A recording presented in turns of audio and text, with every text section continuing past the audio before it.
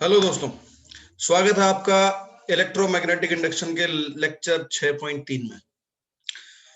मैंने आपको पिछली क्लास की एंडिंग तक सेल्फ इंडक्टेंस के कंसेप्ट को पढ़ा दिया था और मैंने उसमें कहा था कि मैं पढ़ाऊंगा आप लोगों को self inductance of A solenoid. शुरू करते हैं, आपके सामने ही है, लेफ्ट साइड में आप मेरे स्लाइड देख रहे होंगे। तो self inductance of A solenoid, हमें इसे शुरू करने से पहले कुछ बातें जाननी पड़ेगी। सोलेनॉइड क्या है? एक सिलिंड्रिकल फॉर्म में कॉपर से लिपटा हुआ एक स्ट्रक्चर है। आप ये कह सकते हो हेलिकल फॉर्म में कॉपर वायर को एक सिलिंड्रिकल फ्रेम के ऊपर लपेटा गया होगा।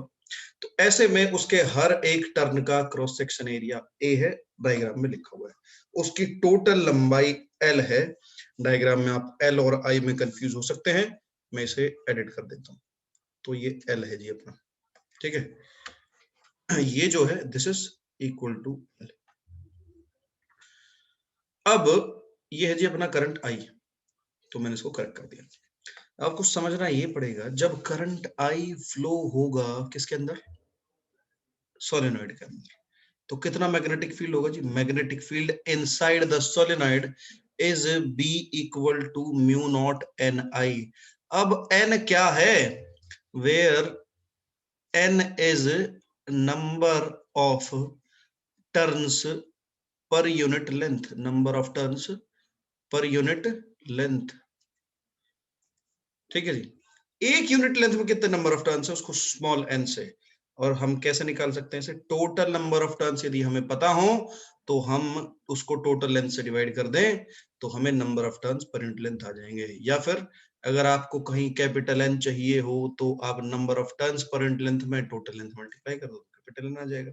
तो कैपिटल एन होता है टोटल नंबर ऑफ टर्न और स्मॉल एन होता है number of turns per unit length.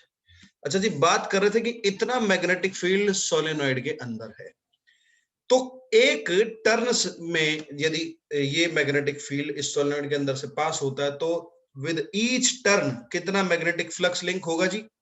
Phi equal to B into A, क्योंकि हर टर्न का एरिया कितना है जी? ए। तो कितना बन जाएगा? Mu naught N I A. अब फॉर एन टर्न्स कितना हो जाएगा जी? For N turns flux N गुना हो जाएगा। Phi is equal to mu naught N I A into capital N. Capital N की आप वैल्यू लिख सकते हो स्मॉल एन, तो ये बन जाएगा म्यू नॉट एन का स्क्वायर आई ए एल। अब देखना, ये फ्लक्स आ चुका है अपना। सेल्फ इंडक्टेंस की डेफिनेशन के अनुसार flux phi equal to L I होता है, ठीक है। तो इक्वेशन नंबर 1 ये रहा, इक्वेशन नंबर 2 ये रहा। तो फ्रॉम 1 एंड 2 एल आई जो है बेटे mu naught N square I A L के बराबर होगा, तो आई से अपना आई कटेगा, तो सेल्फ इंडक्टेंस की क्या वैल्यू आएगी? L equal to mu naught small N square A और एल। अगर आप स्मॉल एन स्क्वायर की जगह कैपिटल एन लाना चाहते हैं तो ऊपर देखिए, small N is equal to capital N by L लिख दो जी। तो कैपिटल एन का स्क्वायर हो जाएगा एल का स्क्वायर हो जाएगा, एक एल से एक एल कट जाएगा क्योंकि ऊपर भी वही एल मौजूद था। तो एन स्क्वायर ए, इसके नीचे सर एल। जब एल स्क्वायर यहां आएगा, एक एल ये था तो इसने इसको काट दिया था स्क्वायर को, तो इसलिए इसको नहीं रखते ना स्क्वायर लगाते। ये फार्मूला है जी self inductance of a solenoid, ठीक है। अब म्यूचुअल इंडक्टेंस की तरफ बढ़ जाते हैं सर। म्यूचुअल इंडक्टेंस का मतलब है, म्यूचुअल वर्ड दो चीजों के लिए होता है, यानी कि दो चीजों के बीच में कुछ आपसी इंटरेक्शन है। म्यूचुअल इंडक्शन मतलब दो सोलेनॉइड्स, दो कॉइल्स के बीच का इंडक्शन, यानी कॉइल नंबर 1 से 2 में या 2 से 1 में, तभी तो म्यूचुअल होगा। वो है ये एकदम सेल्फ इंडक्टेंस के जैसे ही, बस ये है कि दो कॉइल के बीच का आपसी व्यवहार है ये।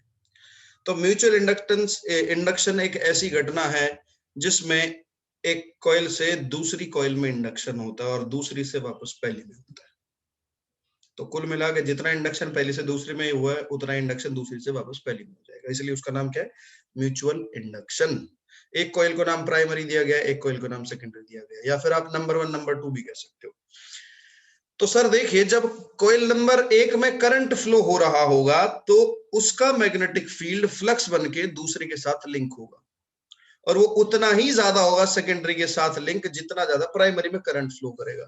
तो यानी आप कह सकते हो flux linked with secondary with from one is directly proportional to current flowing in one.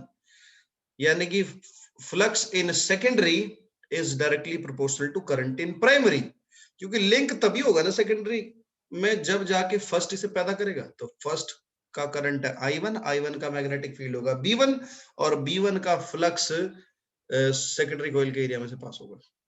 तो इसलिए मैंने डायरेक्टली प्रोपोर्शनल का, प्रोपोर्शनलिटी का साइन हटा दूं भक्तों, तो phi 2 1 is equal to m I1 बन जाएगा।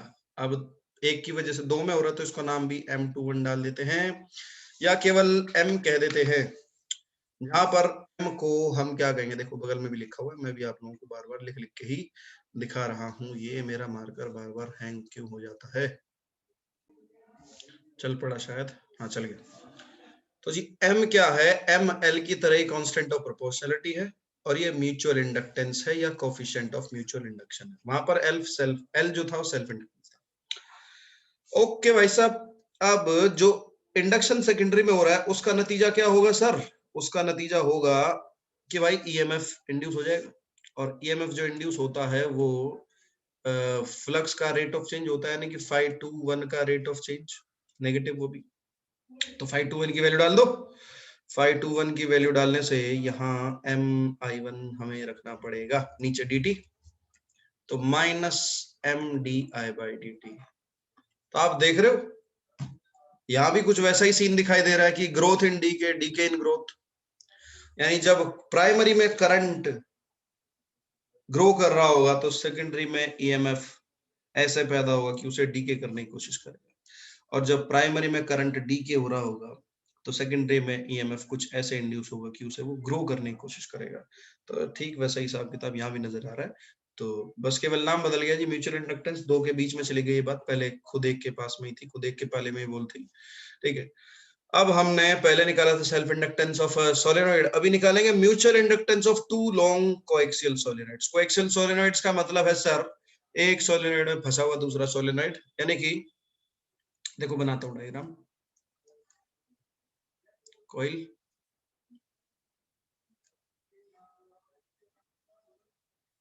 ये एक कॉइल है, ठीक है भाई, इसमें करंट I1 है, I2 है, दूसरी कॉइल आई, डॉटेड बना देता हूं मैं इसको, ये कॉइल इसी के अंदर है सर। अब दोनों का जो कॉमन क्रॉस सेक्शन एरिया होगा, अब एक का क्रॉस सेक्शन एरिया बड़ा होगा, एक का छोटा होगा, नेचुरल सी बात है, तभी तो एक के अंदर दूसरा फंसेगा। तो कॉमन क्रॉस सेक्शन एरिया जो है भक्तों वो अपना छोटे वाले का होगा, क्योंकि बड़े वाले का मैग्नेटिक फील्ड भी इसी में से निकल जाएगा और छोटे वाले का मैग्नेटिक फील्ड भी खुद इसी में से निकल जाएगा। लेंथ कितनी हमें देखने को मिलेगी, दोनों की L लेंथ हमें देखने को मिल जाएगी। इसके अंदर करंट फ्लो हो रहा है I2, इसका नाम है सोलेनॉइड S2, इसका नाम है solenoid S1। Area of cross section है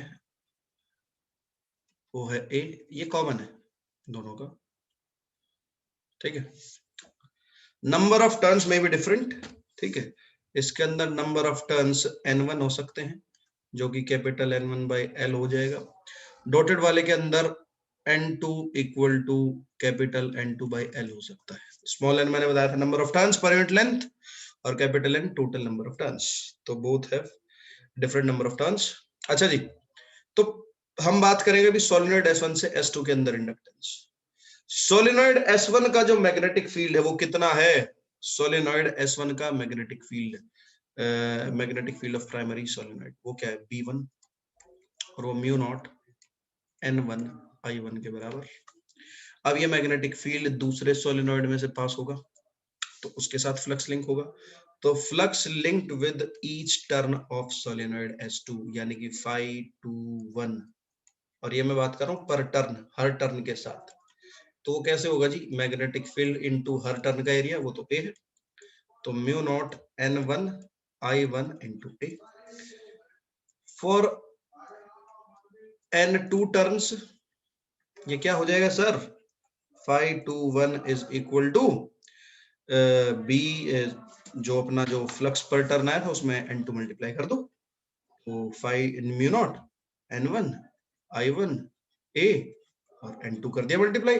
N2 की वैल्यू भी रख लो बेशक, N2 की वैल्यू क्या रखोगे? स्मॉल n2 इंटू लेंथ, तो ये क्या बन जाएगा? Mu not N1 N2 I A और L। तो इतना फ्लक्स लिंक हुआ सर जी। अब इतना फ्लक्स लिंक हुआ also by the definition of mutual inductance, यही phi 2 1 किसके बराबर होने वाला है जी? M21 N2 I1 के बराबर होने वाला है। अच्छा जी, I1 था इधर, ठीक है। तो equation number 1, equation number 2, from 1 and 2 क्या हो जाएगा? M21 I1 is equal to mu not N1 N2 I1 A L, तो I1 से I1 कट गया। तो सरकार म्यूचुअल इंडक्टेंस कितनी आई? M21 is equal to mu not N1 N2 A into L। तो सर ये आया म्यूचुअल इंडक्टेंस। सिमिलरली जब आप सोलेनॉइड 2 की वजह से 1 के अंदर म्यूचुअल इंडक्टेंस निकालने जाओगे तो M12 भी आपको कुछ ऐसे मिलेगी, mu naught N1 N2 A into L। तो आप किस निष्कर्ष पे पहुंचेंगे बाबू? आप निष्कर्ष से पहुंचेंगे M12 M21 के बराबर है। इसका मतलब ना इसको M12 बोलो ना इसको M21 बोलो, इसको बोलो M, यानी कि म्यूचुअल इंडक्टेंस, दोनों की आपसी इंडक्टेंस जो कि आई है mu naught N1 N2 AL। अब यदि आप टोटल नंबर ऑफ टर्न्स में लिखना चाहते हैं इसको, तो क्या लिखोगे?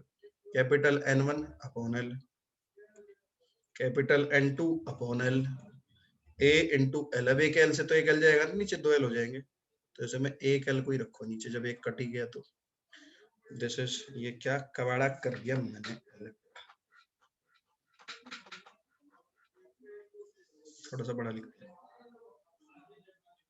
इंटू A और ये नीचे L। तो सरकार ये है जी अपना म्यूचुअल इंडक्टेंस। तो इसी के साथ हमारा इस चैप्टर का समापन होता है। ये कुछ एडिशनल इंफॉर्मेशन है, इसमें म्यूचुअल इंडक्टेंस की बात की गई है सर, ठीक है। यदि पोजीशन बदल जाए दो सोलेनॉइड्स के एक दूसरे के हिसाब से, ये जो सोलेनॉइड थे, ये जो अभी हमने यूज किए हैं, ये हमने कोएक्सियल सोलेनॉइड यूज किए थे, यानी कुछ इनको इस तरीके से लिया गया था कि इनका जो एक्सिस है वो सेम, यदि इनके एक्सिस की पोजीशन बदलती है तो डेफिनेटली म्यूचुअल इंडक्टेंस की वैल्यू भी बदल जाएगी, क्योंकि गैप बढ़ेगा इनके बीच में, तो सर म्यूचुअल इंडक्टेंस थोड़ी सी कम हो जाएगी, ठीक है। सेल्फ इंडक्टेंस की वैल्यू भी हमने आपको बता दी पिछले डेरिवेशन में, और सर म्यूचुअल इंडक्टेंस की। इसी के साथ ये चैप्टर यहाँ समाप्त होता है। Thank you very much, see you, टाटा, बाय बाय।